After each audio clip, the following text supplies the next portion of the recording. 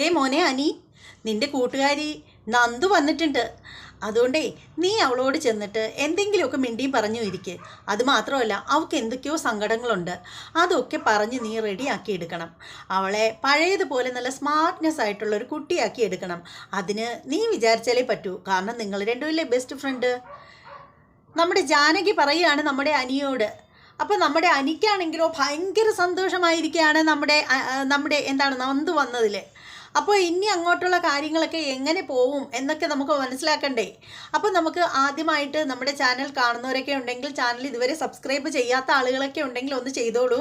അതോടൊപ്പം തന്നെ ബെല്ലൈക്കൻ കൂടി ഒന്ന് പ്രസ് ചെയ്യാനും മറക്കരുത്. അപ്പോൾ നമുക്ക് നേരെ എപ്പിസോഡിൻ്റെ റിവ്യൂവിലേക്ക് പോകാം. അങ്ങനെ നമ്മുടെ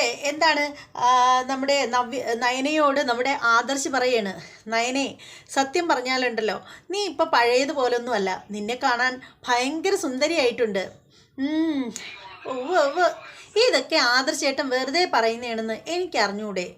ദേ സത്യ പറയുന്നത്, നീ അന്ന് ആ ഡ്രസ്സ് ഇട്ടിട്ടുണ്ടായിരുന്നല്ലോ. ആ ഡ്രസ്സ് ഇട്ടപ്പോൾ നിന്നെ കാണാൻ കൂടുതൽ സുന്ദരിയായി.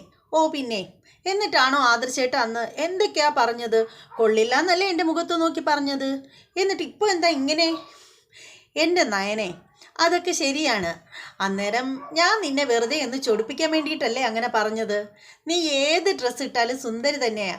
ഓ അങ്ങനൊന്നും ഞാൻ വിശ്വസിക്കുന്നില്ല. ശരിക്കും പറഞ്ഞാൽ ഞാൻ ഈ വീട്ടിൽ വരുന്നതിന് മുമ്പുള്ള പോലുള്ള സൗന്ദര്യമൊന്നും ഇപ്പം എനിക്കില്ല. ശരിക്കും ഏത് നേരവും അടുക്കളയിൽ കിടന്നല്ലേ എൻ്റെ ജീവിതം അത്രയും ഇവിടുത്തെ അടുക്കളയിലല്ലേ എന്നിങ്ങനെ പറയണം നയന. അപ്പോൾ ആദർശ് പറയണം, നിന്നോട് എനിക്ക് ശരിക്കും പറയുകയാണെങ്കിൽ അന്നൊന്നും ഒരു ഇഷ്ടം ഉണ്ടായിരുന്നില്ല. അതുകൊണ്ടാണ് നിൻ്റെ ഉള്ളിലെ ഈ ഒരു സൗന്ദര്യം എനിക്ക് കാണാൻ പറ്റാതായിപ്പോയത്. അപ്പോൾ ഇപ്പം മാറ്റമുണ്ടോ? ഇപ്പം കുറേശ്ശെ ഞാൻ മാറി വരുന്നു. മാറി വന്നാൽ കൊള്ളാം. അപ്പോൾ ആദർശിനോട് നയന പറയണേ, ശരിക്കും പറയുകയാണെങ്കിൽ ഞാനൊരു കാര്യം ചോദിച്ചാൽ ആദർശേട്ട സത്യം പറയൂ. എന്താ നയനെ?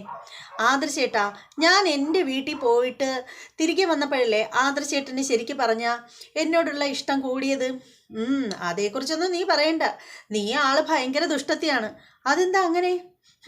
നീ എന്നിട്ട് ഇവിടെ നിന്ന് പോയാർക്കെ ഒരു വാക്ക് എന്നോട് ഇവിടെ വരുന്നതിനെക്കുറിച്ച് ചോദിക്കുകയോ പറയുകയോ വിളിക്കുകയോ ഒന്നും ചെയ്തിട്ടുണ്ടായിരുന്നില്ലല്ലോ. എന്നിട്ട് ഞാൻ തന്നെ നാണം കെട്ടുമെന്ന് നിന്നെ വിളിച്ചുകൊണ്ട് വന്നത്. അതിപ്പോൾ എൻ്റെ കയ്യിൽ കുറ്റമായിരുന്നോ? വേണ്ട ഇനി ഇങ്ങനെയുള്ള വർത്തമാനങ്ങളൊന്നും പറയണ്ട. അങ്ങനെയൊക്കെ ഓരോന്ന് പറഞ്ഞാൽ വീണ്ടും വഴക്ക് കൂടാനേ ഉണ്ടാവും നേരം. അതുകൊണ്ടേ ഇനി വഴക്കൊന്നും വേണ്ട. ഇനി ഒരു പുതിയ പെൺകുട്ടിയും കൂടി ഈ വീട്ടിലേക്ക് വരികയാണ്. പിന്നെ അനിക്കാണെങ്കിൽ ഒരു താല്പര്യവും ഇല്ല. അനിയെ നീ വേണം പറഞ്ഞ് നല്ല സ്മാർട്ട്നെസ് ആക്കി എടുക്കാൻ, അങ്ങനെ ആക്കി എടുക്കാൻ എന്ന് പറയാണ്. എന്നുവെച്ചാൽ പുള്ളിക്കാരനെ ആകെ തളർന്നു കുത്തി ഒടിഞ്ഞു മടങ്ങി കണക്കി ഇരിക്കുന്ന പുള്ളിക്കാരനെ നല്ല സ്മാർട്ടാക്കി എടുക്കാൻ നയന വിചാരിക്കണം എന്നാണ് നമ്മുടെ ആദർശ് പറയുന്നത്. അതിനുശേഷം ആദർശ് പറയുകയാണ്, നയനെ ശരിക്കും പറയുകയാണെങ്കിൽ ഇന്ന് രാത്രി നമുക്ക് 2 പേർക്കും കൂടി ഒന്ന് കറങ്ങാൻ പോയാലോ? ഇന്ന് രാത്രിയോ? അതേ നയനെ, അമ്മയൊക്കെ കിടന്ന് ഉറങ്ങിയതിന് ശേഷം പോയാൽ മതി. രാത്രി ആയാലും അമ്മയെ പേടിക്കണം അല്ലേ? ഒന്ന് ചുമ്മാതിരിക്കുന്നതിനെ. അങ്ങനെ പേടിയൊന്നും ഉണ്ടായിട്ടല്ല, എന്നാലും അമ്മയെ വിഷമിപ്പിക്കുന്നതിനോട് എനിക്ക് താല്പര്യമില്ല. അതുകൊണ്ട് അമ്മയൊക്കെ ഉറങ്ങിയതിന് ശേഷം നമുക്ക് 2 പേർക്കും കൂടി ഇന്നാൾ പോയതുപോലെ പോവാം.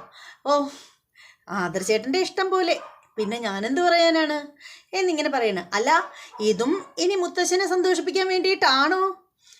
എന്തിനാ നയനെ എപ്പോഴും ഇങ്ങനെയൊക്കെ ഇരുന്നോണ്ട് പറയുന്നത്? നീ ഒന്ന് വെറുതെ ഇരിക്കുക എന്ന് പറയുകയാണ് നമ്മുടെ ആദർശ്. പിന്നീടെന്ന് വെച്ചാൽ നമ്മുടെ നന്ദു വരികയാണ്. നന്ദുവിൻ്റെ സ്കൂട്ടിയിൽ വരികയാണ്. നന്ദു വരുമ്പോഴത്തേക്ക് കാണുന്നത് നമ്മുടെ ജാനകി കാണുകയാണ് നന്ദുവിനെ കാണുമ്പോൾ തന്നെ ജാനകിക്ക് ഭയങ്കര സന്തോഷമാവുകയാണ്. ജാനകി പറയണ, മോള് വാ, നല്ല ആളാണ്. എത്ര ദിവസമായിട്ടും വരാൻ പറ്റിയില്ലല്ലോ. ഇനി ആകെ 3-4 ദിവസമല്ലേ ഉള്ളൂ വിവാഹത്തിന്. അച്ഛനെ എന്താ കൂട്ടാഞ്ഞത്? അച്ഛന് അവിടെ ജോലിയുണ്ട് ആൻറ്റി. അത് കൊള്ളാം. അങ്ങനെ മാറി നിൽക്കേണ്ടവരാണോ നിങ്ങൾ? നിങ്ങളുടെ വീട്ടിലെ 2 പെൺകുട്ടികളാണ് ഈ വീട്ടിൽ മരുമക്കളായിട്ടുള്ളത്.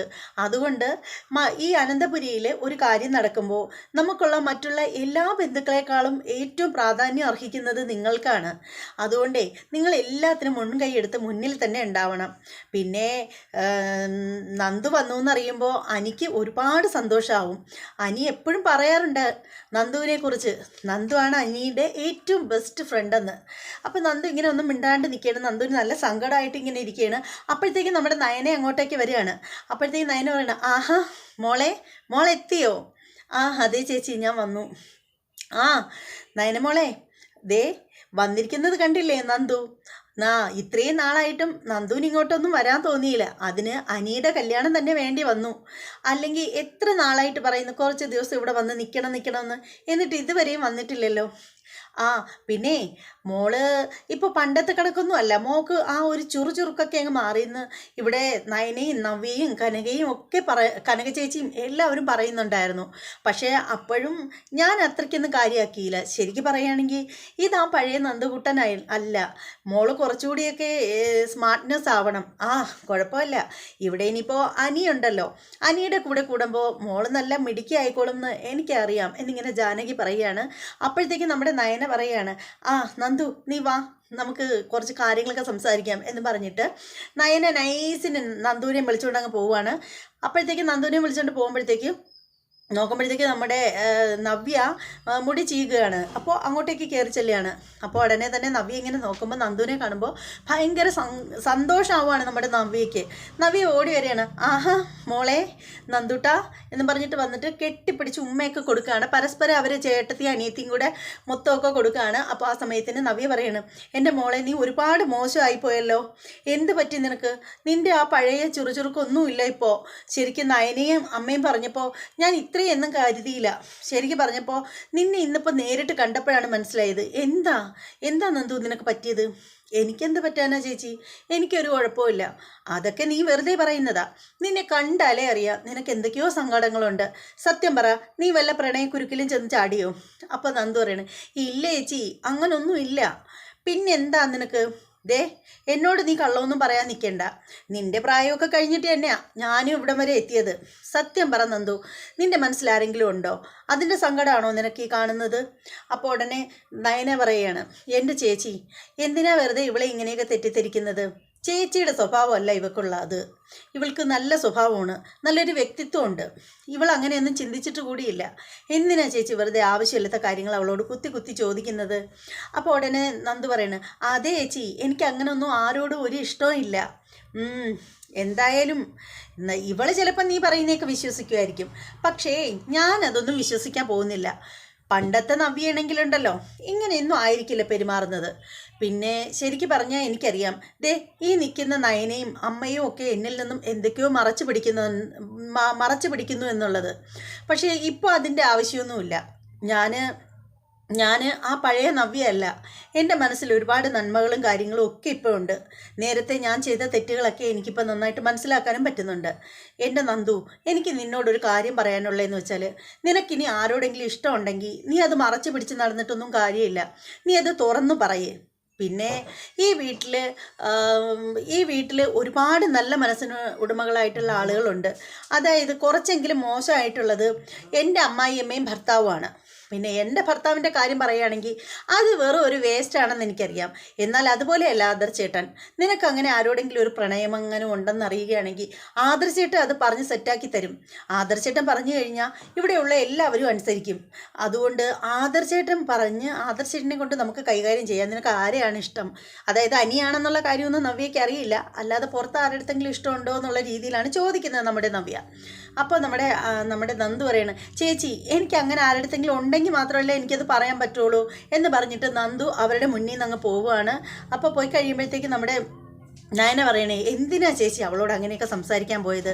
അവൾക്ക് അങ്ങനെയൊന്നുമില്ല. അവൾ നല്ല കുട്ടിയല്ലേ. അല്ലെങ്കിൽ തന്നെ അവൾ ആൺകുട്ടികളെ പോലെയല്ലേ ജീവിക്കുന്നത്. ആൺകുട്ടികളല്ലേ അവളുടെ കൂട്ടുകാരെല്ലാവരും. നയനെ, നീ ആവശ്യമില്ലാതെ എന്നിൽ നിന്ന് ഓരോന്ന് മറച്ചു പിടിപ്പിക്കരുത്. നീ പറയുന്നതൊക്കെ കള്ളത്തരമാണെന്നേ എനിക്ക് കേൾക്കുമ്പോൾ മനസ്സിലാവും. എന്തിനാ നിങ്ങളൊക്കെ എന്നെ ഒളിക്കുന്നത്? നിങ്ങൾക്ക് എന്തെങ്കിലും ഉണ്ടെങ്കിൽ എന്നോട് തുറന്നു പറഞ്ഞൂടെ? എൻ്റെ ചേച്ചി, ഇനി ഇങ്ങനെയുള്ള കാര്യങ്ങളൊന്നും ചേച്ചി അവളോട് ഇപ്പോൾ തൽക്കാലം ചോദിക്കേണ്ട. എന്തായാലും അനിയുടെ കല്യാണം കൂടാനല്ലേ അവൾ വന്നത്.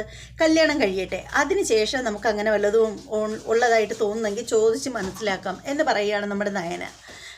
അതിന് ശേഷം എന്ന് വെച്ചാൽ നമ്മുടെ നന്ദു ആണെങ്കിൽ ഇങ്ങനെ നന്ദു ഇങ്ങനെ മുകളിൽ നിന്നിട്ട് ഇങ്ങനെ താഴേക്ക് നോക്കിക്കൊണ്ടിരിക്കുകയാണ്. അപ്പോൾ കാണുകയാണ് നമ്മുടെ അനിയുടെ ബൈക്കിൽ വന്നിറങ്ങുന്നത് കാണുകയാണ്. അനിയെ കാണുമ്പോൾ നമ്മുടെ നന്ദുവിന് നല്ല വിഷമം തോന്നുകയാണ്. അങ്ങനെ കുറേ നേരം അങ്ങനെ നിന്നിട്ട് നന്ദു മുറിയിലേക്ക് പോവുകയാണ്. മുറിയിലേക്ക് പോയിട്ട് ഇങ്ങനെ വിഷമിച്ചിങ്ങനെ നിൽക്കുകയാണ്. അപ്പോൾ അതേ സമയത്ത് അനി വണ്ടി അവിടെ വച്ചിട്ട് അകത്തേക്ക് കയറുമ്പോൾ നമ്മുടെ ആരാണ്, ജാനകിയാണ് കാണുന്നത്. ജാനകി ശരിക്കും പറയുകയാണെങ്കിൽ അവിടെ ഒരു കഷ്ണ തുണിയിൽ ഇങ്ങനെ കൈത്തയിൽ തെച്ചുകൊണ്ടിരിക്കുകയാണ്. അപ്പം നമ്മുടെ ജാനകി പറയാണ്, ആഹാ അനി, ഇന്നിവിടെ ഒരാൾ വന്നിട്ടുണ്ട്. ആരാ അമ്മേ? നിനക്ക് സന്തോഷമാവും, മറ്റാരുമല്ല, നന്ദുവാ വന്നിരിക്കുന്നത്. നന്ദു ആണെന്ന് പറയുമ്പോൾ തന്നെ നമ്മുടെ അനിയുടെ കണ്ണൊക്കെ അങ്ങ് തള്ളി. ഭയങ്കര സന്തോഷമായി നമ്മുടെ അനിക്ക്. അപ്പോൾ ജാനകി പറയണേ, കുറേ നാളായിട്ട് നന്ദു ആകെ സങ്കടത്തിലായിരുന്നല്ലോ, നീയും അതുപോലെ ആയിരുന്നു. അപ്പോൾ നീ ചോദിച്ച് മനസ്സിലാക്ക് എന്താണ് നന്ദുവിൻ്റെ വിഷമത്തിന് കാരണമെന്ന്. അത് മാത്രമല്ല, നീയും ഇനി ജോളിയായിട്ടിരിക്കണം. നിങ്ങൾ രണ്ടുപേരും കൂടി ചേർന്നാൽ അടിപൊളിയായിരിക്കും. പിന്നെ അങ്ങോട്ട് ചെല്ല്, നന്ദുവിൻ്റെ അടുത്തേക്ക് ചെല്ല്. അവൾക്ക് പഴയത് കണക്കുള്ള ആ ഒരു ചുറുചുറുക്കൊന്നുമില്ല എന്ന് പറയണം. അപ്പോൾ അനി പറയണം, നന്ദു വന്നല്ലോ, അതെന്തായാലും നന്നായി അമ്മേ. എന്തായാലും എനിക്ക് മിണ്ടാനും പറയാനും ഒരു ആളായല്ലോ നന്ദു പോകുന്നത് വരെ എന്നിങ്ങനെ പറയുകയാണ്. എന്നിട്ട് അനി മുകളിലേക്ക് ചെല്ലുകയാണ്. അപ്പോഴത്തേക്ക് നോക്കുമ്പോഴത്തേക്കും നമ്മുടെ അനി ഇങ്ങനെ നിൽക്കുകയാണ്. അപ്പോൾ നമ്മുടെ നന്ദു ഇങ്ങനെ നിൽക്കുകയാണ്. അപ്പോൾ നന്ദുവിൻ്റെ അടുത്തേക്ക് ചെല്ലുകയാണ് നമ്മുടെ അനി ചെല്ലുകയാണ്. എന്നിട്ട് അനിയെ കാണുമ്പോഴത്തേക്കും നന്ദു ചോദിക്കുകയാണ്, അനി വന്നോ? നന്ദു, എന്താ നന്ദു? അമ്മ ഞാൻ താഴെ വന്നപ്പോൾ തന്നെ പറഞ്ഞു നീ വന്നെന്ന്. ഭയങ്കര സന്തോഷമായി നന്ദു. ശരിക്കും പറയുകയാണെങ്കിൽ നീ ഇന്ന് വരുമെന്ന് ഞാൻ കരുതിയതേ ഇല്ല. ശരിക്കും ഇതൊരു സർപ്രൈസ് ആയിപ്പോയി കേട്ടോ എന്നിങ്ങനെ പറയുകയാണ്. എന്താ നന്ദു ഇപ്പോഴും നിൻ്റെ മുഖത്തൊരു തെളിച്ചമില്ലാത്തത്? നിനക്ക് പഴയതൊന്നും മറക്കാൻ പറ്റുന്നില്ലേ? ഇപ്പോഴും എന്നോട് ദേഷ്യം വെച്ചുകൊണ്ടിരിക്കുകയാണോ എന്നിങ്ങനെ ചോദിക്കുകയാണ്. അപ്പോൾ നന്ദു പറയണേ, എനിക്ക് അങ്ങനെ അനിയോട് ദേഷ്യമൊന്നുമില്ല. പക്ഷെ ഞാൻ ഒട്ടും പ്രതീക്ഷിക്കാതെ തന്നെ അനി എന്നോട് അങ്ങനെയൊക്കെ പറഞ്ഞപ്പോഴത്തേക്ക് എനിക്കതെന്തോ ഉൾക്കൊള്ളാൻ പറ്റിയില്ല. അതാണ്, അല്ലാതെ വേറൊന്നുമല്ല. എന്നാലും അത് കഴിഞ്ഞിട്ട് ഇത്രയും ദിവസമായില്ലേ, ഇനി അതൊക്കെ മനസ്സിൽ വെച്ചുകൊണ്ടിരിക്കുകയാണോ? പിന്നെ നന്ദുവിൻ്റെ സ്നേഹം ഞാൻ തെറ്റിദ്ധരിച്ചെങ്കിൽ അതിന് ഒരു പരിധി വരെ നന്ദുവും കാരണക്കാരിയാണ്. അപ്പം നന്ദു അന്തം വിട്ട് പോവുകയാണ്. അപ്പോൾ പറയാണ്, അതെ, നന്ദുവിൻ്റെ കൂട്ടുകാരന്മാരൊക്കെ എന്നോട് പറഞ്ഞിട്ടുണ്ടായിരുന്നത് എന്താണെന്ന് അറിയാമോ? നന്ദുവിന് എന്നോട് ഇഷ്ടമാണെന്ന്. അപ്പോൾ അതൊക്കെ വച്ചിട്ട് നോക്കിയപ്പോൾ എനിക്കും അങ്ങനെ തന്നെയാണ് തോന്നിയത്. അവിടെയാണ് നമുക്ക് മിസ്റ്റേക്ക് പറ്റിയത് എന്നിങ്ങനെ പറയുകയാണ്. അപ്പോൾ നന്ദു പറയണം, അനി എന്നോട് ഇങ്ങനെയുള്ള കാര്യങ്ങളൊന്നും സംസാരിക്കരുത്. ഇനി അനിയും അനാമികയും ചേർന്ന് നല്ലൊരു ദാമ്പത്യ ജീവിതമായിരിക്കണം മുന്നോട്ട് പോവേണ്ടത്. അപ്പോൾ അനി പറയുകയാണ്, നന്ദു, നിന്നെ മറക്കാൻ ശരിക്കും എനിക്ക് ഇതുവരെയും കഴിഞ്ഞിട്ടില്ല. എൻ്റെ മനസ്സിൽ ഇപ്പോഴും നീ ഉണ്ട്. എന്തുകൊണ്ടാണെന്നറിയില്ല, പക്ഷേ എനിക്ക് അനാമികയെ ശരിക്കും ഇപ്പോഴും എനിക്ക് അനാമികയെ ഉൾക്കൊള്ളാൻ പറ്റുന്നില്ല. അനാമികയെ ഞാൻ ഇഷ്ടപ്പെട്ടിട്ടേ ഇല്ല എന്നിങ്ങനെ പറയുകയാണ്. അതിനുശേഷം നന്ദു അങ്ങ് പോവുകയാണ്. പിന്നീട് കാണിക്കുന്നതെന്ന് വെച്ചാൽ നമ്മുടെ പിന്നീട് കാണിക്കുന്നതെന്ന് വെച്ചാൽ നമ്മുടെ ആദർശ് നയനയാണ് രാത്രിയിലാണ് കാണിക്കുന്നത്. അപ്പോൾ ആദർശ് നയനയും കൂടി രാത്രിയിൽ പുറത്തേക്ക് പോകാനായിട്ട് അവർ ഇറങ്ങുകയാണ്. അപ്പോൾ നമ്മുടെ ദേവയാനിയൊക്കെ ഉണരാതെ നൈസിന് വണ്ടി തള്ളിക്കൊണ്ടാണ് പോകുന്നത്. അപ്പോൾ ആദ്യം നയന വണ്ടിയിൽ ചാടി കയറിയിരിക്കുകയാണ്. അപ്പോൾ ആദർശ് പറയണേ, നയനെ നീ താഴേക്ക് ഇറങ്ങ്. എന്താ ആദർശേട്ടാ, പോണ്ടേ? ഒന്ന് ഇറങ്ങുന്നു. അങ്ങനെ നയന ഇറങ്ങുമ്പോൾ പറയണേ, അതെ, വണ്ടി ഇപ്പം തന്നെ ഓടിച്ചുകൊണ്ട് പോയാലുണ്ടല്ലോ ശബ്ദം കേട്ട് ആളുകളൊക്കെ ഉണരും. അപ്പോൾ അത് പ്രശ്നമാവും. ആളുകളെന്ന് പറയണ്ട, ആദർശിട്ടൻ്റെ അമ്മ, അമ്മയെങ്കിൽ അമ്മ. അതുകൊണ്ടേ നമുക്ക് ഗേറ്റ് വരെ തള്ളിക്കൊണ്ട് പോവാം, അതിനുശേഷം വണ്ടി സ്റ്റാർട്ട് ചെയ്ത് പോവാം. അപ്പോൾ നയന പറയണം, എൻ്റെ ആദർശേട്ടൻ്റെ ഒരു കാര്യം. അങ്ങനെ വണ്ടി തള്ളുകയാണ്. അപ്പോൾ ആ സമയത്ത് ആദർശ് പറയണേ, എൻ്റെ നയനെ ശരിക്കും പറയുകയാണെങ്കിൽ നീ അന്ന് ഇട്ടിരുന്ന ആ ഡ്രസ്സ് ഉണ്ടല്ലോ, അതുപോലെ ഏതെങ്കിലും ഡ്രസ്സ് ഇട്ടാൽ മതിയായിരുന്നു. ആ ഡ്രസ്സിൽ നീ നല്ല സുന്ദരിയായിരുന്നു എന്നൊക്കെ തന്നെ പറയുകയാണ്. അപ്പോൾ നയന ചോദിക്കണം, ഇനി ഈ രാത്രി പോയി ഡ്രസ്സ് മാറാനോ? അതന്നെയൊന്നും വയ്യ. ഇനി പോകുമൊന്നും വേണ്ട, ഞാൻ വെറുതെ പറഞ്ഞതേ ഉള്ളൂ. ആ സമയത്താണെങ്കിൽ നമ്മുടെ നന്ദുവിനാണെങ്കിൽ കിടന്നിട്ട് ഉറക്കം വരുന്നില്ല. ആകെ ഒരു പരവേശവും വെപ്രാളവും ടെൻഷനും. അപ്പം നന്ദു ഇങ്ങനെ എഴുന്നേറ്റിരുന്നിട്ട് ആലോചിക്കുകയാണ്, ഞാൻ എന്തിനാ ഇനി ഇങ്ങനെ ടെൻഷൻ എടുക്കുന്നത്? ആകെ 4 ദിവസമേ ഉള്ളൂ അനിയുടെ വിവാഹത്തിന്. ഇനിയിപ്പോൾ എന്തായാലും അനിയുടെ ജീവിതത്തിലേക്ക് ഞാൻ ഒരിക്കലും എത്താൻ പോകുന്നില്ല. പിന്നെ എന്തിനാണ് ഞാനിങ്ങനെ ടെൻഷൻ അടിക്കുന്നത്? ഈശ്വര, എൻ്റെ മനസ്സിനെ എനിക്ക് നിയന്ത്രിക്കാൻ പറ്റുന്നില്ലല്ലോ. പണ്ട് ഞാൻ ഇങ്ങനെയൊന്നും ആയിരുന്നില്ലല്ലോ, എന്താ എനിക്ക് സംഭവിച്ചുകൊണ്ടിരിക്കുന്നത് എന്നൊക്കെ ഇങ്ങനെ നമ്മുടെ നന്ദു ഇങ്ങനെ മനസ്സിലോർത്തോണ്ടേ ഇരിക്കുകയാണ്. അതേസമയം അനിക്കാണെങ്കിൽ കിടക്ക വരുന്നില്ല. അനി തിരിഞ്ഞും മറിഞ്ഞും കിടക്കുകയാണ്. എന്നിട്ട് അനി ഓർക്കുകയാണ്, ഈ നന്ദുവിന് എന്താ ഇങ്ങനെയൊക്കെ. നന്ദുവിനെ ശരിക്കും പറയുകയാണെങ്കിൽ എൻ്റെ മനസ്സിൽ നിന്ന് ഇതുവരെയും നന്ദുവിനെ അടർത്ത് മാറ്റാൻ കഴിഞ്ഞിട്ടില്ല. അതുപോലെ തന്നെ അനാമികയ്ക്ക് എൻ്റെ മനസ്സിലോട്ട് കയറാനും പറ്റിയിട്ടില്ല. അനാമികയെ പറ്റി ചിന്തിക്കാനേ എനിക്ക് പറ്റുന്നില്ല. ഇനിയിപ്പോൾ ഞാൻ എന്താ ചെയ്യുന്നത്, രണ്ടും കെട്ട ഒരു പ്രതിസന്ധിയിലായിപ്പോയല്ലോ ഈശ്വര ഞാൻ നിൽക്കുന്നത് എന്നും പറഞ്ഞിട്ട് ഇങ്ങനെ കിടക്കുകയാണ് നമ്മുടെ അനി. അതേ സമയത്ത് ആദർശ് നയനയും നേരെ അനന്തപുരിക്ക് വെളിയിൽ ഗേറ്റ് കടന്നിരിക്കുകയാണ്. ഗേറ്റ് പുറത്തുനിന്ന് അടയ്ക്കുകയാണ്. അതിനുശേഷം ആദർശിൻ്റെ വണ്ടിയിൽ കയറി പോവുകയാണ്. അങ്ങനെ പോകുമ്പോഴത്തേക്ക് അവരൊരു പൂക്കടയുടെ മുന്നിലെത്തുമ്പോഴത്തേക്ക് ആദർശ് വണ്ടി കൊണ്ടുവന്ന് നിർത്തുകയാണ്. എന്നിട്ട് പറയണേ, എൻ്റെ നയനേ, ദേ ഇപ്പോൾ സമയം എത്രയായെങ്കിലും ദേ ഈ പൂക്കടയിലെ ചേച്ചി മാത്രം പെട്ടെന്നൊന്നും കച്ചവടം നിർത്തത്തില്ല. അവരൊരു അർദ്ധരാത്രി വരെയൊക്കെ ഇവിടെ ഉണ്ടാവും. കാരണം നല്ല കച്ചവടമാണ്. വണ്ടിക്കാരൊക്കെ വന്ന് പൂവൊക്കെ മേടിക്കും. പിന്നെ അതിനുശേഷം ചേച്ചി ഒരുപാട് കഷ്ടപ്പെട്ടാണ് ചേച്ചിയുടെ കുടുംബം നോക്കുന്നത്. അതുകൊണ്ട് തന്നെ ഒരുപാട് ഇരുട്ടിയതിന് ശേഷം മാത്രമേ ചേച്ചി കടയടയ്ക്കുകയുള്ളൂ. നന്നായിട്ട് പൂവ് കെട്ടുകയും ചെയ്യും. നമുക്ക് ചേച്ചിയുടെ നിന്ന് കുറച്ച് പൂ മേടിച്ച് തരാമെന്ന് പറഞ്ഞ് നയനെ കൂട്ടിക്കൊണ്ട് പോവുകയാണ്. അപ്പോൾ ആദർശ് ചെന്നിട്ട് പറയുകയാണ്, 2 മുഴം പൂവാണ് ആവശ്യപ്പെടുന്നത്. അപ്പോൾ അവരിങ്ങനെ പൂവ് എടുക്കുകയാണ്. എടുത്ത് കെട്ടിപ്പൊതിഞ്ഞ് ആദർശിൻ്റെ കയ്യിലായിട്ട് കൊടുക്കുന്ന ആ ഒരു സമയത്തിന് നോക്കുമ്പോൾ ഒരു കാറ് വരികയാണ്. കാറ് വരുമ്പോഴത്തേക്ക് കാറിലിരിക്കുന്ന നമ്മുടെ ജയനും ദേവയാനിയും കൂടെ വരെയാണ്. അപ്പോൾ ജയൻ പറയാണ്, ദേവേ നിനക്ക് നല്ലൊരു കാഴ്ച കാണണമെങ്കിലുണ്ടല്ലോ, നീ അങ്ങോട്ടൊന്ന് നോക്കിയേ. അപ്പോൾ നോക്കുമ്പോഴത്തേക്ക് കാണുന്നത് നമ്മുടെ ആദർശ് നയനയ്ക്ക് വേണ്ടിയിട്ട് മുല്ലപ്പൂ മേടിക്കുന്ന കാര്യമാണ്. കണ്ടില്ലേ, അവർ പാതിരാത്രി ആയാലും ശരി തന്നെ നമ്മളെ കണ്ണ് വെട്ടിച്ചെങ്കിലും അവരുടെ ജീവിതം അവർ നന്നായിട്ട് അടിച്ചു പൊളിക്കുന്നുണ്ട് എന്നിങ്ങനെ പറയുകയാണ്.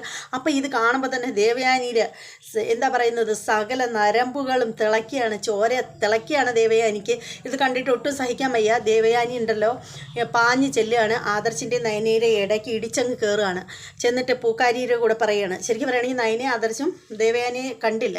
അപ്പോൾ ഇവർ രണ്ടുപേരും ഇങ്ങനെ നിൽക്കുന്നു. അതിൻ്റെ ഇടയ്ക്കൂടെ അല്ല, അതിൻ്റെ ഒരു സൈഡിൽ വന്ന് ഇങ്ങനെ ഇടിച്ച് കയറിയിട്ടാണ് ദേവയാനി പൂക്കച്ചവടക്കാരിയോട് പറയണം, 5 മുഴം മുല്ലപ്പൂവ് എനിക്കും കൂടി എന്ന് പറയണം. പെട്ടെന്ന് ആദർശും നയനയും കൂടി നോക്കുകയാണ്. നയന പേടിച്ചു പോയി ദേവയാനിയെ കാണുമ്പോൾ. ആദർശാണെങ്കിൽ ഒരു ചമ്മിയെ ചിരിച്ചിരിക്കുകയാണ്.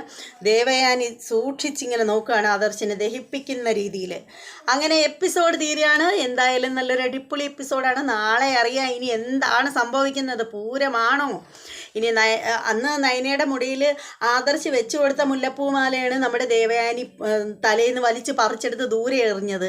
ഇനി നമ്മുടെ നയനയ്ക്ക് ആദർശ് വാങ്ങിച്ചു കൊടുത്ത മുല്ലപ്പൂമാല ഇനി കയ്യിൽ നിന്ന് പിടിച്ച് പറിച്ച് തറയിലിട്ട് ചവിട്ടി ഓടിക്കുകയോ, ഇനി ആ കടയിൽ തൂക്കിയിട്ടിരിക്കുന്ന മുല്ലപ്പൂമാലയെല്ലാം കൂടെ വാരി എറിയുകയോ, ഇനി അവിടെ എന്തൊക്കെ കാട്ടിക്കൊട്ടുമെന്ന് അറിയണമെന്നുണ്ടെങ്കിൽ നാളത്തെ എപ്പിസോഡ് വരെ കാത്തിരിക്കേണ്ടിയിരിക്കുന്നു. അപ്പോൾ ഇന്നത്തെ പത്തനംമാറ്റ് സീരിയലിൻ്റെ എപ്പിസോഡ് എല്ലാവർക്കും ഇഷ്ടപ്പെട്ടു എന്ന് വിശ്വസിക്കുകയാണ്. ഇഷ്ടപ്പെട്ടവരൊക്കെ ഒന്ന് ലൈക്ക് ചെയ്തേക്കുക. നിങ്ങളുടെ അഭിപ്രായങ്ങളും നിർദ്ദേശങ്ങളും എല്ലാം കമൻറ്റ് ചെയ്തേക്കുക. ഇനി മറ്റൊരു എപ്പിസോഡിൻ്റെ റിവ്യൂമായിട്ട് വരുന്നത് വരെ എല്ലാവർക്കും ബായ്.